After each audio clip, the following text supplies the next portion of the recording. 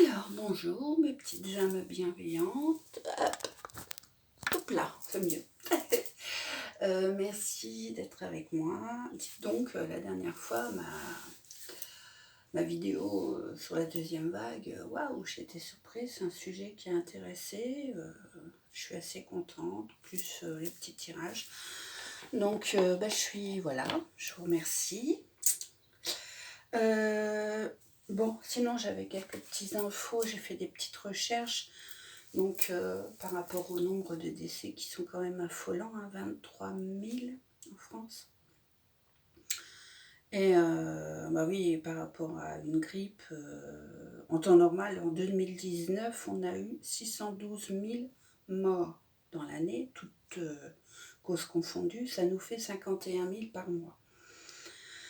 Bon, et dans le monde, il y a eu 57 millions de morts par an, l'année dernière, en 2019, dans le monde.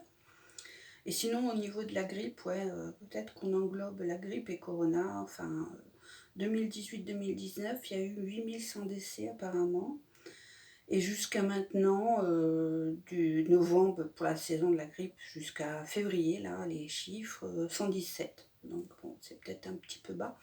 Et bien la grippe aussi touche en majorité à 85% les plus de 75 ans. Donc voilà. Je voulais faire un petit rajout concernant le professeur Raoult. Apparemment, il a des soucis avec le conseil de l'ordre des médecins. Donc juste pour info, le conseil de l'ordre des médecins a été créé par Pétain, pendant la dernière guerre 39-45.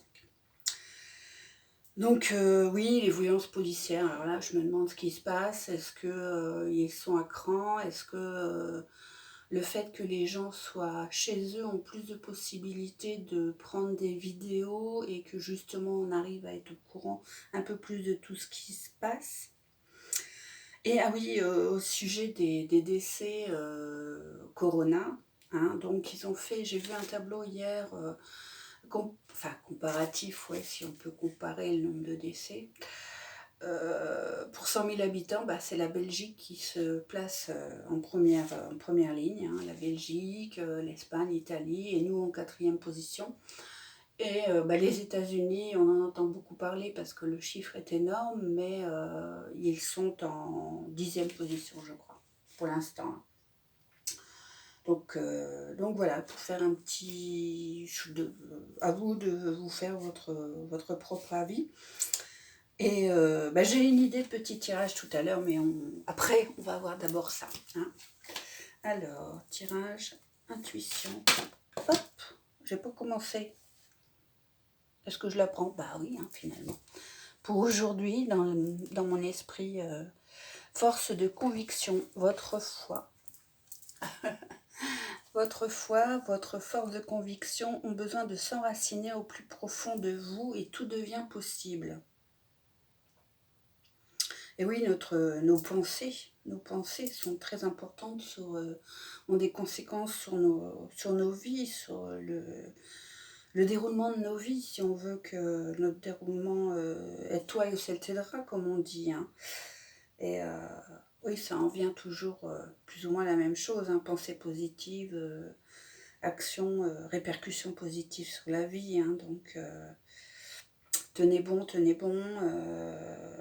Concernant les enfants, le 11 mai, je suis désolée, mais non, c'est une belle stupidité, surtout au mois de mai. Mis à part dans la volonté de faire travailler les parents, je vois pas la raison, mais bon. Donc voilà, alors, force de conviction, est-ce qu'on s'en tire une autre? Allez, on s'en tire une autre, on essaie de mieux se concentrer, des fois que...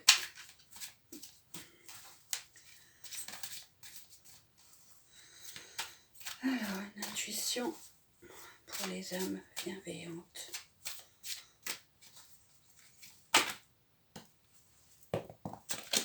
Ah, il y en a 3, ça fait beaucoup, là, quand même. Je continue.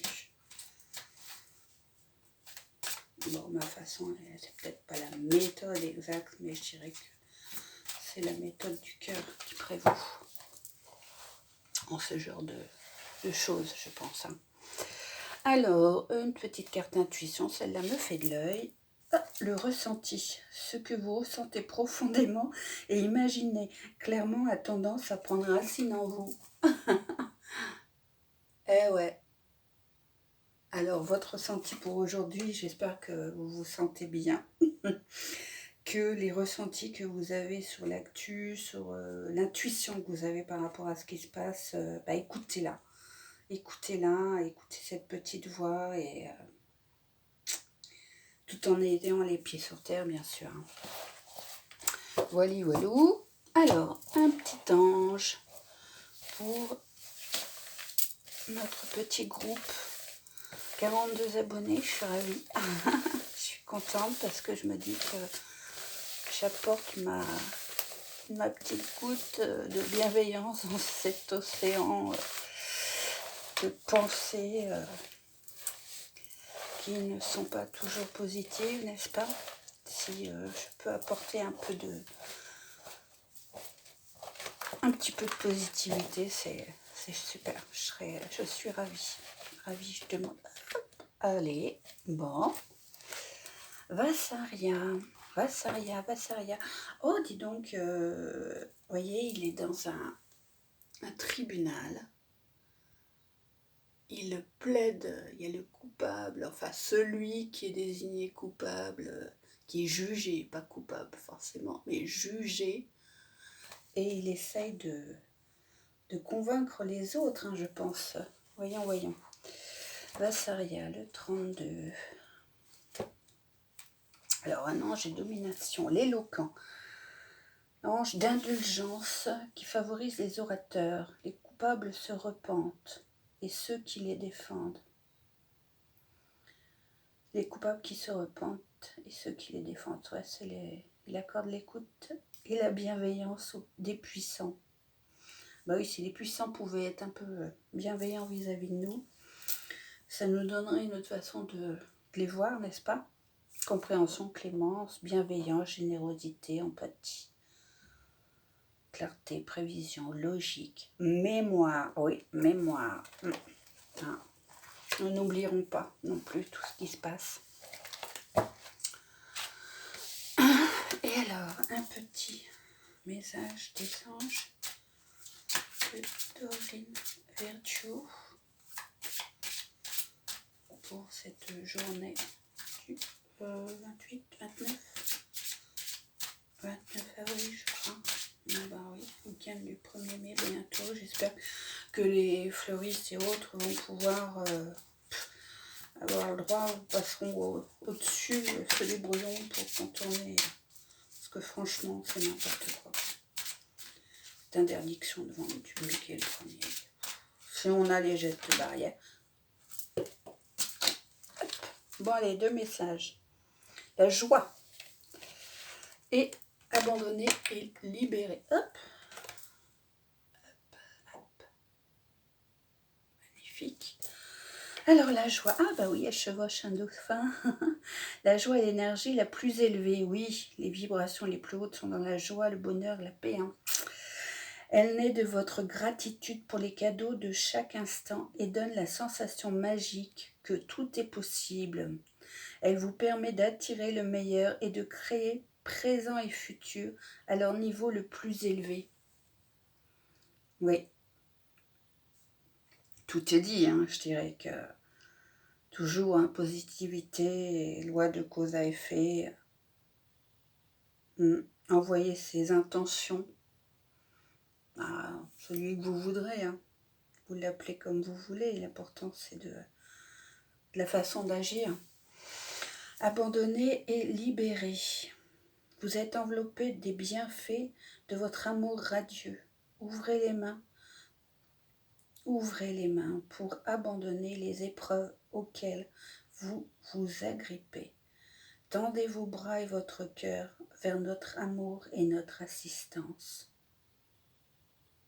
Et oui, nous avons tous des guides, nous avons tous un ange gardien. Nous n'en avons pas toujours conscience, mais il suffit de demander. Demandez des preuves déjà. Et vous verrez. Hein, regardez, être un peu plus attentif à toutes ces petites choses qui nous arrivent.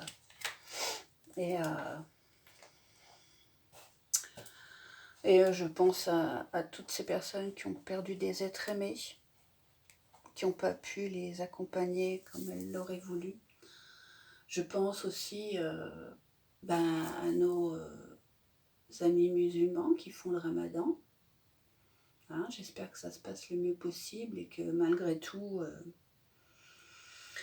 même s'ils ne peuvent pas être aussi entourés par leur famille, le cœur y est. Il suffit de... Enfin, voilà quoi. Alors, ma petite question, je voulais faire un oui-non, parce que Trump a eu encore une intervention assez, on va dire, on va en rire. On va en rire parce que quand on réfléchit un peu par rapport au fait d'avaler du désinfectant ou des UV, j'ai vu son discours, et comme quoi la question des UV, quoi. Comment, le problème était plus comment arriver à faire entrer les UV dans le corps des gens. Ah, pas doucement, doucement. Je veux faire un oui-non, les loulous. Je veux faire un oui-non, j'ai dit. Donc, en même temps, quand on sait ce qui se passe, hein, quand on se renseigne un petit peu de ce qui se passe là-bas, je pense que c'est une de ces réponses qu'il fait de manière détournée aux médecins qui l'accompagnent et qui sont accros aux vaccins. Parce que dans les vaccins, on nous met à avaler du détergent, c'est pas bon, mais en recevoir dans les veines différentes substances qui accompagnent le virus du vaccin, hein, puisque l'immunité soi-disant du vaccin, bon, c'est pas bon non plus, hein, faut pas rêver. Bon allez, ah oui, non. Alors, Trump est-il un âne? Alors, le oui-non, c'est par 13. Alors, 1, 2, 3. Ah, ça commence bien. 1, 2, 3, 4, 5, 6, 7, 8, 9, 10, 11, 12, 13. Bon, c'est pas oui, oui, oui. 2, 3, 4, 5, 6, 7, 8, 9, 10, 11, 12, 13. Ah, est-ce que le 6 et 2, c'est que il y a doute. 1, 2, 3, 4, 5, 6, 7, 8, 9, 10, 11, 12 et 13. Donc, hop, c'est non. Non, Trump n'est pas un âne. Et As de Pentacle, je dirais que c'est pas dans son intérêt hein, de se faire passer pour un âne. Et essayez de vous renseigner sur ce qui se passe. Essayez d'avoir, si vous avez quelques notions d'anglais, parce que il y en a, puis il y a des discours qui sont traduits. Mais voilà, c'est mon conseil. Essayez de vous renseigner autrement par les médias normaux. Ah, puis bravo à Jean-Pierre, hein, pour une fois, Jean-Pitou. Jean-Pierre Pernaut, moi, dis donc, c'est un des rares journalistes qui l'a ouvert, mais parce qu'il l'a vu de lui-même. Hein. Et puis bon, avec sa carrière et tout, il peut se permettre sûrement de moins dépendre des autres, n'est-ce pas? Bon, je vous souhaite une belle journée, bienveillance, gratitude, faites attention à vous, gestes barrières, mais positivité maximum, amour, donnez de l'amour, vous en recevrez, c'est pas plus compliqué que ça. Voilà. Allez, gros bisous. Je vous aime.